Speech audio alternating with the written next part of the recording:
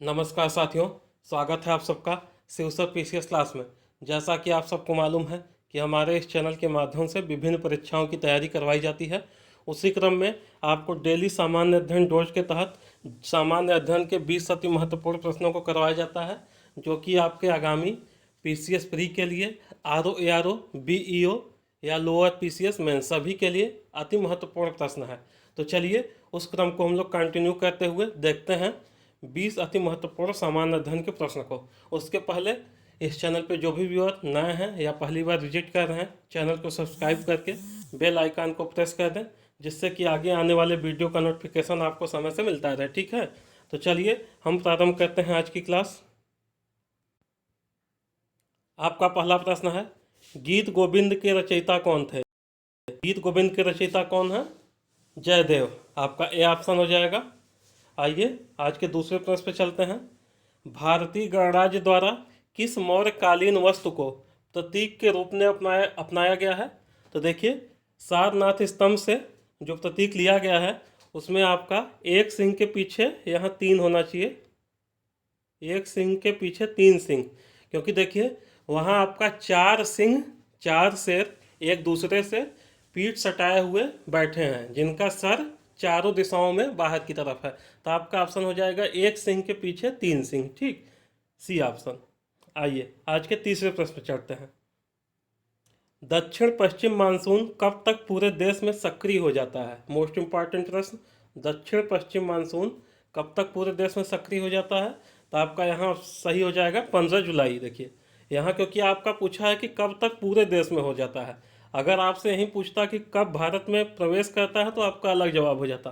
देखिए यहाँ लिखा है, दक्षिणी पश्चिमी मानसून 1 जून तक केरल तट पर तथा 10 से 15 जून तक मुंबई व कोलकाता पहुंच जाती हैं। ठीक, तो यहीं आपसे पूछा गया होता कि केरल तट पर कब पहुंचती हैं, तो 1 जून हो जाता।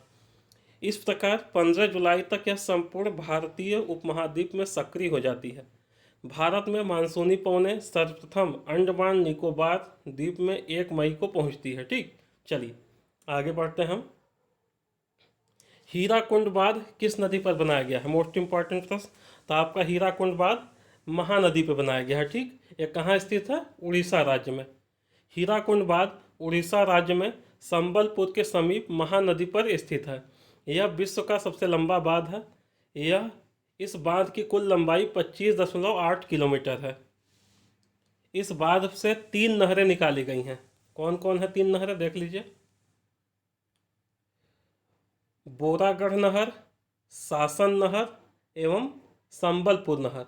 यह परियोजना राउरकेला स्टील प्लांट को विद्युत प्रदान करती है। ठीक है, चलिए आगे बढ़ते हैं हम आज के 5वें प्रश्न पे। भिलाई इस्पात संयंत्र का निर्माण किसके सहयोग से किया गया? तो आपका भिलाई इस्पात संयंत्र का निर्माण जो है वो सोवियत संघ के सहयोग से किया गया था। और कब किया गया था? 1953 ईस्वी में। तो आपको याद भी होना चाहिए सन भी।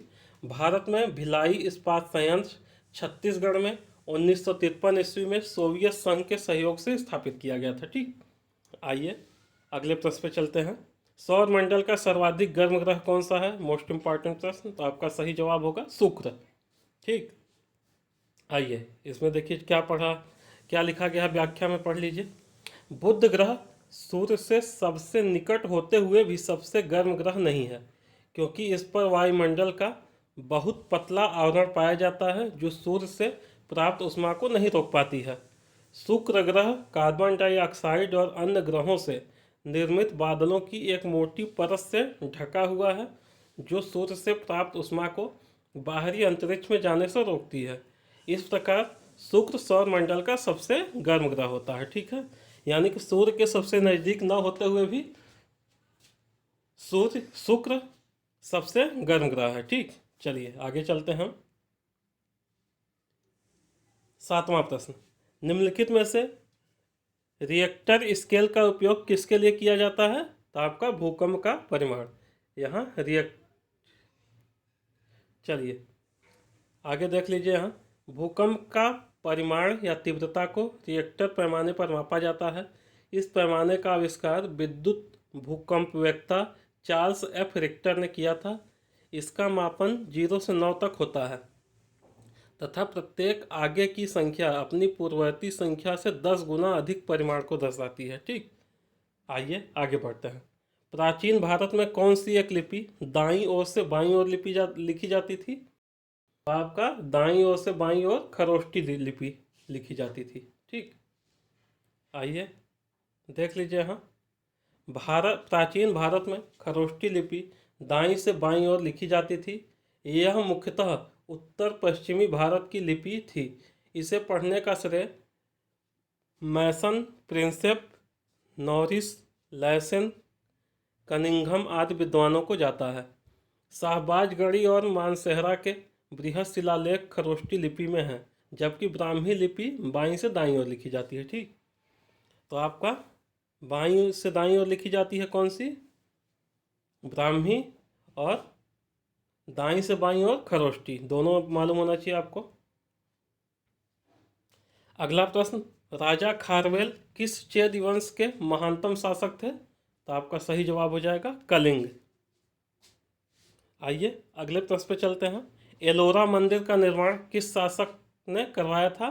तो आपका एलोरा मंदिर का निर्माण राष्ट्रकूट शासकों ने करवाया था।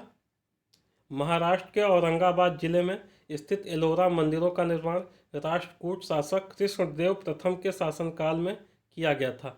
इसका वर्णन बड़ौदा अभिलेख में किया गया है। ठीक, चलिए आगे बढ़ते हैं हम आज के 11वें प्रश्न पे। निम्नलिखित में से किसे एक नया संवत चलाने का श्रेय प्राप्त है? तो आपका सही जवाब है लक्ष्मण सेन। ठीक, राजा लक्ष्मण सेन ने लक्ष्मण संवत नामक एक नया संवत चलाया। राजा लक्ष्मण सेन 1178 से 1206 ईस्वी बंगाल के सेन राजवंश के चौथे शासक तथा बंगाल के अंतिम हिंदू शासक थे। लक्ष्मण सेन बल्लाल सेन का पुत्र एवं उत्तराधिकारी था। लक्ष्मण सेन वैष्णव धर्म का अनुयायी था। तो आपसे एक क्वेश्चन यहाँ भी ये भी बन सकता है कि लक्ष्मण सेन किस धर्म के अनुयायी थे? तो आपका होगा वैष्णव धर्म। ठीक, आइए आज के 12वें प्रश्न में चलते हैं। मोरक्को देश का यात्री इब्न बतूता किसके शासनकाल में भारत आया? तो आपका सही जवाब होगा मोहम्मद बिन तुगलक। ठीक, इब्न बतूता 1333 ईस्वी में मोहम्मद बिन तुगलक के शासनकाल में भारत आया था। वह अफ्रीका के मोरक्को का निवासी था। उसकी पुस्तक रेहला में मोहम्मद बिन तुगलक की शासन व्यवस्था का वर्णन किया गया है। मोहम्मद बिन तुगलक के शासनकाल में इब्न बतूता को दिल्ली का काजी नियुक्त किया गया था। ठीक, आइए 13वें प्रश्न पे चलते हैं। विजयनगर के किस शासक ने चीन के सम्राट के पास अपना राजदूत भेजा था? तो इसका सही जवाब होगा बुक्का प्रथम ने। ठीक, बुक्का प्रथम ने चीन के सम्राट के पास अपना राजदूत भेजा था। ठीक, आइए देख लिया जाए। यहाँ 1374 ईस्वी में बुक्का प्रथम ने अपना एक दूतमंडल चीन भेजा था। संगम वंश की स्थापना 1336 ईस्वी में हरिहर और बुक्का नाम के दो भाइयों ने की थी। तो ये भी इम्पॉर्टेंट पॉइंट है आपका, कभी कभी यहाँ से क्वेश्चन सीधे पूछ लिया जाता है कि संगम वंश की स्थापना किसने किया था? तो आपका संगम वंश की स्थापना हरिहर और बुक्का नामक दो भाइयों ने किया था। हरिहर के बाद बुक्का शासक हुआ जिसने मदुरा को अपना राज्य में मिला लिया, जिसका वर्णन कुमार कप्पन की पत्नी गंग देवी की कृति मदुरा विजयम में मिलता है। ठीक, आइए अगला प्रश्न, काम रूप में वैष्णव धर्म को लोकप्रिय किसने बनाया? तो आपका सही जवाब है शंकर देव ने। ठीक, आइए आगे चलते हैं।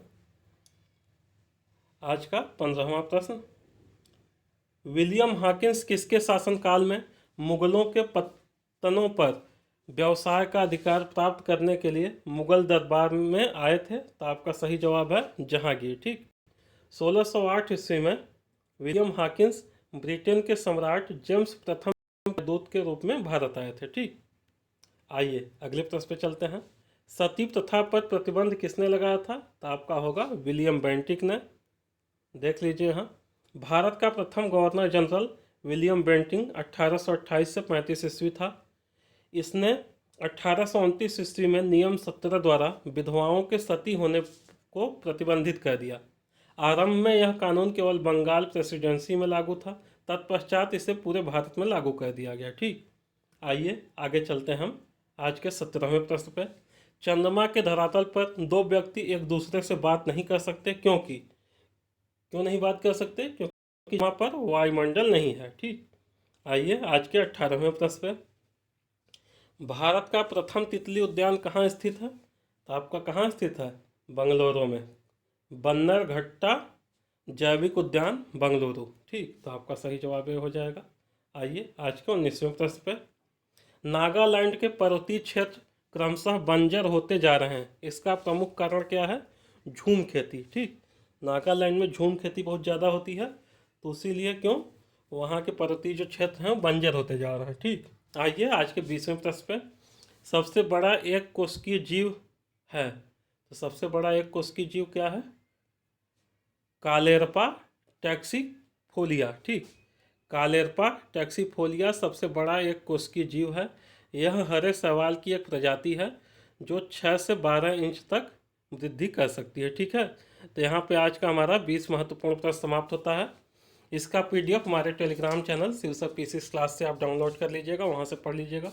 और यदि आपको वीडियो पसंद आया हो तो इसको लाइक करिए और अपने मित्रों में शेयर कर दीजिए। ठीक है, और यदि आप PCS 2020 की तैयारी कर रहे हैं और टेस्ट सीरीज ज्वाइन करना चाहते हैं घर बैठे, तो हमारे यहाँ टोटल 25 टेस्ट सीरीज चलाई जा रही है, जिसमें 25 पेपर आपका होगा सामान्य अध्ययन का और 5 पेपर समसामयिकी का अलग से लिया जाएगा। ठीक, इसके बारे में आपको जो भी जानकारी लेना हो वो हमारे दिए गए नंबर 8318121793 पे कॉल करने पे आपको जानकारी दे दी जाएगी। ठीक है, तो आपको PCS 20 के प्री का एग्ज़ाम, चाहे RO ARO का प्री का री एग्ज़ाम जो है उसका, चाहे BEO, ये तीनों टेस्ट हमारे यहाँ चलाए जा रहे हैं। आप किसी के बारे में भी अगर जानकारी लेना चाहते हैं तो आपको इस नंबर पे कॉल करने पर जानकारी दे दी जाएगी। ठीक है मित्रों, तो चलिए आज के लिए बस इतना ही, मिलते हैं अगले वीडियो में, तब तक के लिए धन्यवाद।